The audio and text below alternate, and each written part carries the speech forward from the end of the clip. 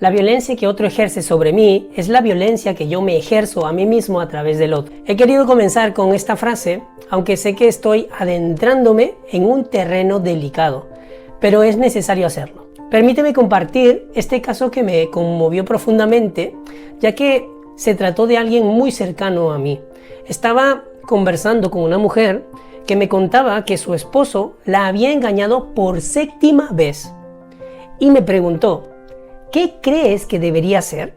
No pueden imaginar lo que sentí en ese momento. Menos mal que la conversación era a través de una videollamada. No podía creer lo que estaba escuchando. A pesar de haber presenciado situaciones similares en la mayoría de las sesiones que he tenido, esta amiga, que se mostraba pues exitosa por fuera, era una empresaria muy empoderada, ¿no? Vestía bien, tenía mucho dinero y frecuentaba lugares elegantes, pero en su interior su vida era una vil mierda. No puedo expresarlo de otra manera.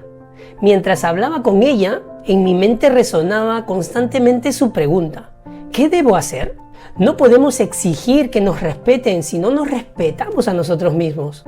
No debemos culpar a los demás por no valorarnos, porque somos los primeros en no valorarnos. No se trata de justificar, sino de asumir la responsabilidad de nuestra propia vida y dejar de decir, pues soy víctima de mi marido. Sin duda, mi amiga había experimentado mucha violencia durante su infancia. No me refiero a la violencia física, sino a la violencia verbal y a la violencia de inacción, que en mi opinión es la peor forma de violencia que un niño o una niña puede sufrir. Ella tenía una madre que no había día en que justificara los actos de su marido. Venía borracho, no traía dinero y se acostaba con otras mujeres en su propia cama, incluso en presencia de sus hijas. Pero la madre nunca le decía nada, solo le pedía a sus hijas, una de ellas mi amiga, que cuando viniera su papá se fueran al otro cuarto.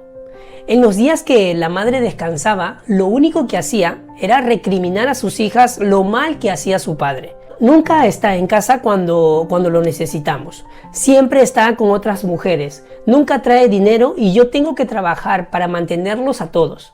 Todas estas frases carcomían la cabeza de esta amiga.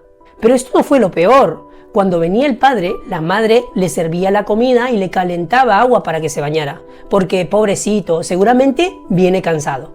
En fin, lo trataba como un príncipe. Sé que esto no es normal y no estoy aquí para juzgar ese comportamiento. Estoy aquí para mostrarles que vivimos en una hipnosis que nos deja paralizados, preguntando: ¿qué debo hacer? Profundizando más en el tema y para comprender el comportamiento de sus padres, su abuela materna por parte de madre había vivido mucho sufrimiento teniendo que trabajar y cuidar de sus hijos e hijas ella sola porque el marido nunca estaba en casa. La madre de esta amiga era la mayor de 3 hermanos y ella era la que tenía que encargarse de la casa y de los hermanos porque mamá estaba trabajando. Por otro lado, la abuela paterna también tenía un esposo ausente. Tuvieron un hijo que era el padre de mi amiga. Esta madre era una madre ultra presente, que lo trataba peor que un niño, haciendo todo lo que él quería o lo que él le mandaba hacer, volviéndose así a repetir la misma dinámica. No sé cómo quedó esta amiga. Yo hice lo que pude. Le expliqué por qué vivía de esa manera y por qué se hacía esa pregunta.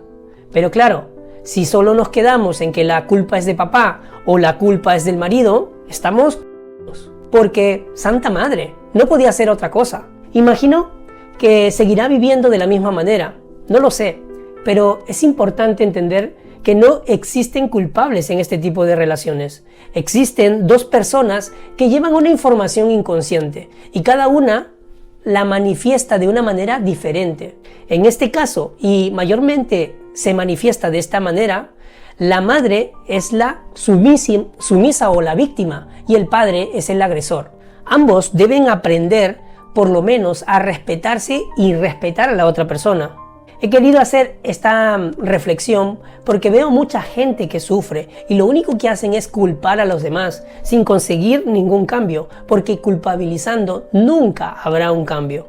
Debemos o tenemos que reconocer nuestra parte de responsabilidad y dejar de lado el lastre del victimismo. No somos víctimas, tenemos el poder de cambiar nuestras vidas, comprendiendo toda esa información inconsciente que llevamos. Y solo de esta manera podremos cambiar todas estas dinámicas para no quedarnos paralizados preguntándonos ¿qué debo hacer? Espero que este video sea un quiebre en sus vidas y les sirva para poder observarse y darse cuenta de todas esas dinámicas que realizamos inconscientemente y que nos llevan a vivir vidas desastrosas.